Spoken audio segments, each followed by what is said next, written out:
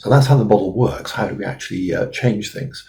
Well, if we want to change the sales per customer, you can see we've got a declining rate of sales per customer. We can actually change that simply by clicking and dragging the mouse across. And if that happens, then we can see the change to the total sales.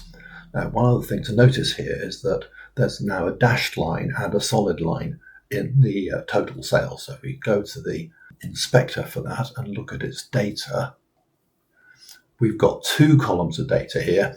One on the right is what we call the actual values for the variable, and we would usually use that column for copying in real world actual information about what sales have been doing up to today and what we expect they will do into the future.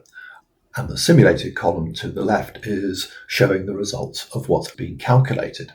So the Control Z key is very useful for turning things back to what they were before. Now, you can also put values into the formula. So instead of the sales per customer declining it as it shows over time with that sketch, we can put an actual value in there. And if you put a value in, the formula takes precedence over that sketched actual time series. And there's the 15 value going all the way down the months in the simulated column, and we've still got the actual time series next to that, but we're not using it. We're using the formula instead. A couple of useful things you can do with the formula.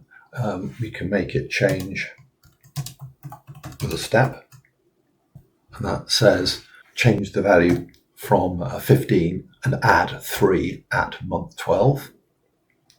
We can make the value change steadily over time with ramp.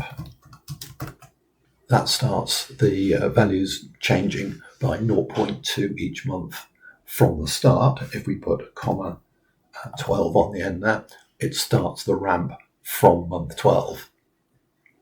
And you can put these in combination, so you could have it plus step and plus ramp, or minus step or minus ramp. And a third one you might find useful, we can actually have a pulse of sales at a certain point in time. If you don't put anything else there, that pulse will happen at time 1. We can make it happen at time 3 or time 12.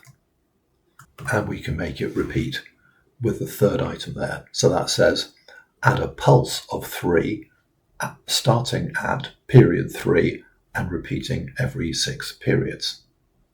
Again, we don't want to do any of that. And we get back to the model as it was in the first place.